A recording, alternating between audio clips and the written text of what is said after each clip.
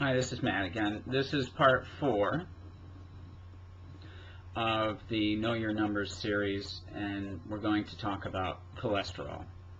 Cholesterol is produced by your liver. It actually has a constructive function in that it plays a role in metabolism of certain nutrients. So it's not all bad. You actually do need to have some cholesterol to do specific functions in the metabolism of nutrients. But beyond that, it can cause trouble. There are 3 different types of cholesterol that are important to be aware of and important to measure and make sure that you're within the normal range, such that you're not likely to have some of the negative outcomes of having the wrong level of specific types of cholesterol. So we have LDL, and this is the bad cholesterol. The L you can kind of associate with low life. Just a way to remember it, however you want. Or if you don't like Louisiana, you can think of Louisiana. But anyways, it is not good. You can think of it kind of like sludge going through your blood vessels. And sludge is not good. I don't think sludge is good anywhere, but especially not in your blood system, it's your blood vessels, and especially not in the arteries of your heart. HDL, that's what we like. Good stuff. High density. That means compact, and it's the good cholesterol, as we like to call it. And that level should be greater than 60. And if you're there with your HDL, then you're cool. Triglycerides, also you want to keep under control, a lot like the LDLs. And that level, the triglycerides, you want to have under the number 150. So those are the numbers. Now, cholesterol. What does too much cholesterol do? Basically, what I was saying before is not too far from the truth.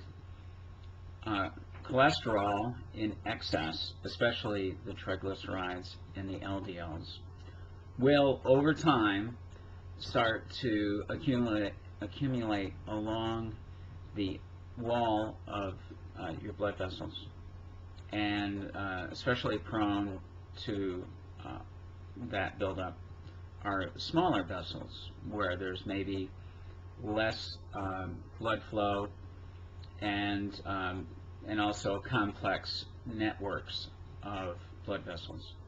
Your heart has a very complex network of arteries.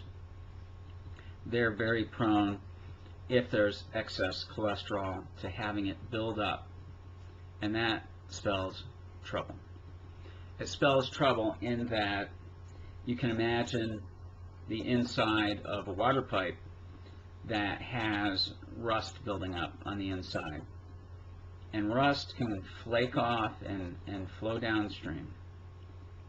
And what happens with cholesterol when it builds up in the inside of arteries, especially the heart's arteries, is that it can break off. This is called plaque.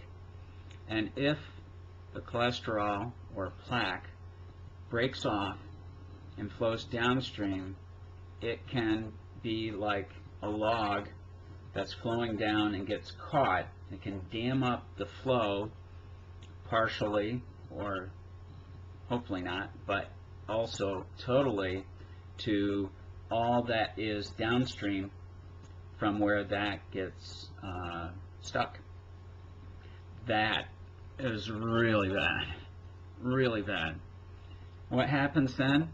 If it's totally blocked off and it does not get treated promptly, I mean really fast, like you go to the hospital within an hour of that happening, everything, or most everything, that's downstream is not getting blood, is not getting sugar, it's not getting oxygen, and it will die.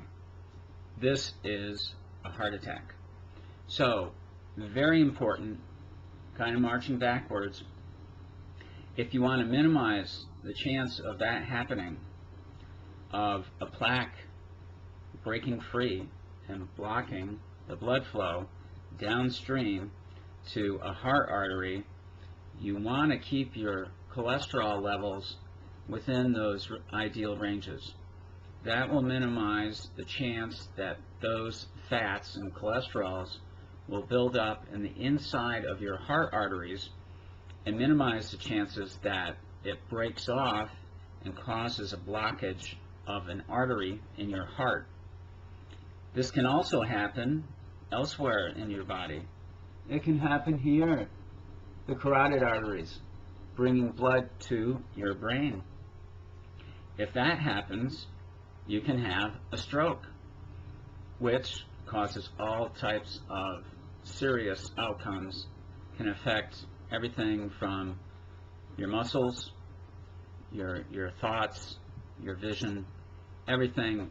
Your brain controls everything, so it could affect essentially any part of your being. And marching backwards again, if you keep your cholesterol levels within these ideal ranges, your chances of having such serious things happen will be much less. Some people genetically, through their families, have a much higher risk of accumulating these cholesterols and fats in the inside of arteries of their body. And if you are aware of that, you need to, even more so, be conscious and know what your cholesterol levels are and do the best you can to keep them within the ideal range. So, anyways, going back and reviewing once again, because we have 3 different sets of numbers here. LDL, the bad cholesterol, low life, less than 100. HDL, the good guys, greater than 60. And the triglycerides, less than 150. Those are the numbers to know. Those are the numbers to check. And just like all these other numbers, you need to start early in life knowing what your numbers are relative to what they should be. And if they're not what they should be, do what you can to get them where they should be. And with cholesterol, it is most important to keep an ideal weight, exercise, and those 2 factors alone will help you to keep cholesterol closer to what it should be. So that is part 4 of our Know Your Numbers series, and the topic was cholesterol, and be sure to try to keep those numbers where they should be, and you'll be good. Bye.